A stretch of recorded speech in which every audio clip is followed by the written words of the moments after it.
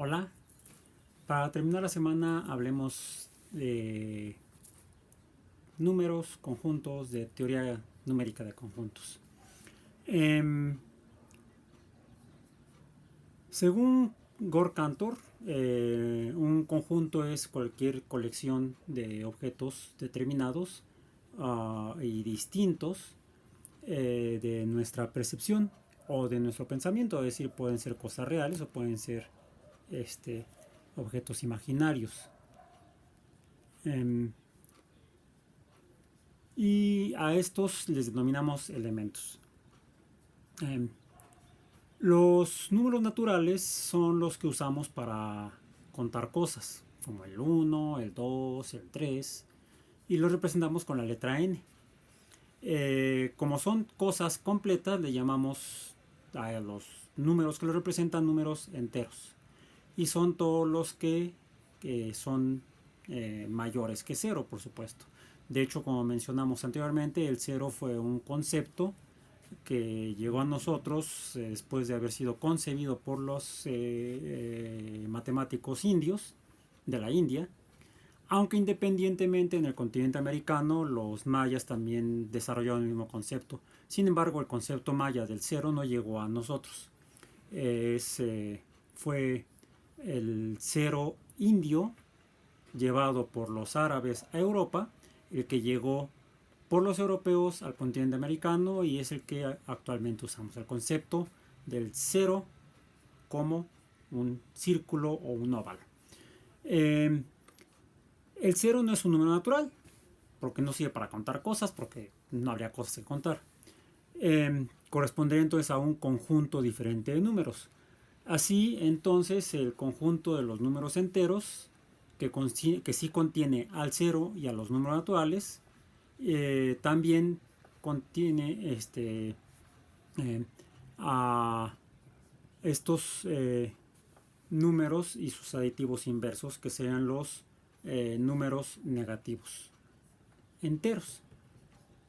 Ese sería al conjunto al que normalmente lo representamos con la letra Z. El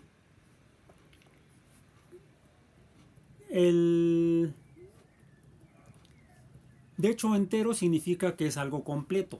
No le faltan partes, no está fraccionado en fragmentos. Estos serían otro tipo de números entonces.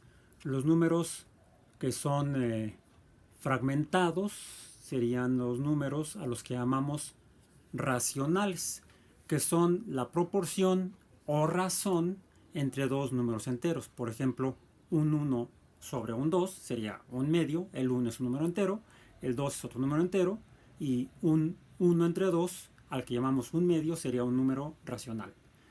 Incluso el número 2 sobre el número 2 también sería un número racional, sería 2 medios. Incluso el 1 sobre el 1, un 1 entero, sobre otro un 1 entero, tendríamos también un número racional, 1 sobre 1. Porque tenemos que decirle un unésimo o un unavo. Es lo que acabo de inventar. Hacemos entonces que el conjunto de los números racionales son todos estos números que están formados por un elemento de un número entero sobre un número entero en una razón o proporción. Hay además números como aquel en el que si tomamos el diámetro de un círculo y ese lo vemos la proporción que tiene respecto a la circunferencia del círculo, vamos a encontrar que no se da una proporción entre números enteros. Esa proporción es de 3 y un fragmento, pero ese fragmento no se puede representar por ningún número entero. Que eso fue una sorpresa para los matemáticos que lo encontraron. A este número es al que reconocemos como el número pi, que sería como 3 y un décimo, 3 veces el diámetro y un décimo de la longitud del diámetro, pero faltaría todavía un fragmento adicional. Ese fragmento adicional serían 4 centésimos del diámetro de la longitud del diámetro. Entonces sería pi sería 3 y 14 centésimos del diámetro. Pero aún faltaría otro fragmento, que sería un milésimo. Entonces la proporción de el diámetro respecto a la circunferencia de un círculo sería 3 veces el diámetro y 141 milésimos. Pero aún así falta otro fragmento que sería un quinto del, no un quinto, sería un 5 milésimo. Claro, es que siempre vamos a encontrar que nos falta un fragmento y un fragmento y un fragmento, y entonces no podemos representar ese fragmento por ningún número entero. Esto es lo que llamamos los números irracionales. Y lo representamos con la letra Q, con un asterisco. La letra Q representa los números racionales por quotient, dado que esta teoría fue avanzada por principalmente matemáticos británicos. Entonces la Q representaría los números racionales y la Q con un asterisco representaría a los números irracionales como pi. Hay muchos otros números en la naturaleza que hemos descubierto que también no pueden ser representados por proporciones de números enteros, como por ejemplo el número que lleva el nombre de otro matemático, Euler, un matemático alemán, o el número e, que es 2.712, etcétera, etcétera, etcétera. Todo este conjunto de números que usamos para contar cosas, los negativos de los números naturales y el cero, y además los números racionales e irracionales, son los números que usamos en matemáticas, y ahí es el conjunto al que llamamos los números reales. Esta sería la base de la teoría numérica usando el andamiaje de la teoría de conjuntos. Pero, ¿qué es la teoría de conjuntos? La teoría de conjuntos es una explicación de las relaciones entre números, cuáles son los diferentes tipos de números, como todos estos que ya mencionamos, los naturales, los enteros, los racionales, los irracionales, que sean los números reales, y hay otros que no vienen al caso mencionar. Fueron explicados a partir de una serie de ejercicios filosóficos desarrollados por matemáticos a finales del siglo XIX. Uno de ellos fue precisamente Gord Cantor, otro fue el autor de Alicia en el País de las Maravillas, por cierto, que usó un seudónimo, un nombre falso para firmar como Lewis Carroll. Su nombre real era Charles Ludwig Dodson, también matemático británico. Bueno, con estos números en biología los hemos usado para organizar cosas, para reconocer cosas, como por ejemplo Carl von Linnaeus hizo una recopilación del número de especies descritas en su época, la cual publicó en 1735 en el Sistema Natural o Sistema Naturae. En esta edición compilaba 1758, fue 1758, es el año, compilaba o clasificaba, o decir, organizaba por semejanzas diferentes especies y logró compilar 4.400 especies de animales y 7.700 especies de plantas, ¿sí? Las organizó según sus semejanzas y sus diferencias en cuanto a las características. Esto corresponde entonces, por ejemplo, al uso de los conceptos fundamentales de la teoría de conjuntos, dado que un conjunto, según Cantor, es una agrupación de objetos que poseen o comparten características comunes.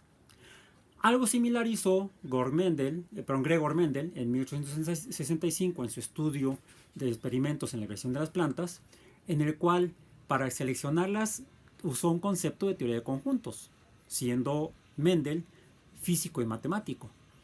Estas plantas que él escogió deberían poseer características propias que los distinguieran de otras plantas y que puedan ser identificables. Así entonces usó conceptos de la teoría de conjuntos como la caracterización de los objetos y sus semejanzas y sus diferencias para hacer su trabajo matemático, en el cual explicó cómo se transfieren las características biológicas de padres a hijos, a nietos, etc. Entonces, el uso de las matemáticas ha sido muy importante en la biología y podemos incluso agregar que la teoría de conjuntos ha sido también un elemento del andamiaje de la construcción del conocimiento biológico. ¿Qué son entonces los conjuntos? Podemos identificar una teoría muy intuitiva. Le preguntamos a cualquier persona qué es un conjunto. Pues, cosas que van juntas. Un conjunto musical es un grupo de músicos que hacen música juntos. ¿Qué tienen en común esas personas? Hacen música. Sería su característica común. Esto nos daría pie a una definición intuitiva en la que podemos decir que un conjunto es cualquier colección de objetos o cosas o personas determinadas por características distintos de otros que percibimos o que podemos pensar en ellos, podemos ser productos de nuestra imaginación. A estos objetos que forman parte del conjunto le llamamos los elementos del conjunto y están reunidos en un todo que es el conjunto mismo. De hecho, la definición de Cantor, él vivió entre 1874 y 1897, definió a un conjunto como una colección de un todo de determinados y distintos objetos de nuestra percepción o nuestro pensamiento, llamados los elementos del conjunto precisamente. Posteriormente, otros matemáticos ya a principios del siglo XX, como Zermelo, Frenkel, Skolem y von Neumann, desarrollaron una estructura más sistemática, más desarrollada de la teoría de conjuntos, a la cual llamamos ahora la teoría axiomática de conjuntos, que sentaron las bases para poder estudiar ya los fenómenos numéricos, en particular dentro de las matemáticas. Esta teoría, como todas las teorías científicas, tienen como una de las propiedades contar con un lenguaje para poder definir las cosas. Y esto nos lleva al concepto de semiosis, que es el proceso por el cual, a través de convenciones y gente que se pone de acuerdo en una acción o cooperación, deciden asignar a objetos signos. Es decir, representar los objetos no por los objetos mismos, sino por algunos signos. Estos signos entonces los usamos en lugar de los objetos. Por ejemplo, usamos los números en lugar de las cosas. Y la disciplina que estudia este fenómeno de la semiosis, o sea, la asignación de signos a cosas, la llamamos la semiótica. Es entonces el estudio de cualquier cosa que pueda ser considerada como un signo. Esta es una definición mencionada por Umberto Eco. Un signo es lo que está entonces en lugar o representando a cualquier cosa u objeto. Y el objeto es el que vemos sustituido por el signo. A esta relación le llamamos un significado. Y este significado tiene un nombre que es el interpretante. El interpretante es el significado del signo para el objeto. No lo debemos confundir con el intérprete, que es el que hace la representación del significado o interpretante para el objeto. El intérprete es el que le asigna el significado o interpretante a través del signo a un objeto. Por ejemplo, en la literatura, en los textos fantásticos o estéticos, los signos, los símbolos pueden ser ambiguos, pueden violarse los códigos, pueden violarse las normas estructurales y empezar a llamar cosas de manera distinta. Sin embargo, y pueden interpretarse de manera diferente. Sin embargo, el texto científico y el texto matemático no son estéticos, por lo tanto, los significados o los interpretantes de los signos son estrictos, no pueden interpretarse a modo o al gusto del intérprete. Se asignan o se interpretan con base en convenciones. Y no se pueden violar estas reglas, normas o códigos en la interpretación de los signos. Con este antecedente, entonces, debemos definir a la teoría axiomática de conjuntos con base en el lenguaje formal de la lógica desarrollado por Zermelo y Frenkel. Este lenguaje básicamente tiene una estructura binaria, es decir, un símbolo, un objeto. Un conjunto, un grupo de cosas. Las cosas dentro del conjunto son los elementos. Y estos elementos pueden tener relaciones entre ellos o pueden tener relaciones con elementos de otros conjuntos, y es a eso a lo que llamamos operaciones entre conjuntos. Finalmente, entonces, cierro esta parte mencionando que asimismo usamos diferentes símbolos para representar a los conjuntos. Pueden ser diagramas, pueden ser esquemas. Los más comunes, revísenlos, son los más comúnmente usados son los diagramas de Venn, que representan por medio de círculos dentro del círculo a los elementos de ese conjunto. Un conjunto diferente estará en un círculo diferente con sus elementos y puede no haber relación en ninguno de ellos. Si hay relaciones, deberemos interactuarlos o enlazar estos círculos. Y las relaciones pueden ser diversas. Revísenlas entonces en los materiales que estamos compartiendo en las diferentes plataformas en las que hemos estado llevando a cabo y seguiremos llevando a cabo en nuestro curso remoto. No olviden, si tienen dudas, comuníquenlas, compártanlas y entre todos trataremos de resolverlas. Es todo por hoy. Nos vemos la próxima semana.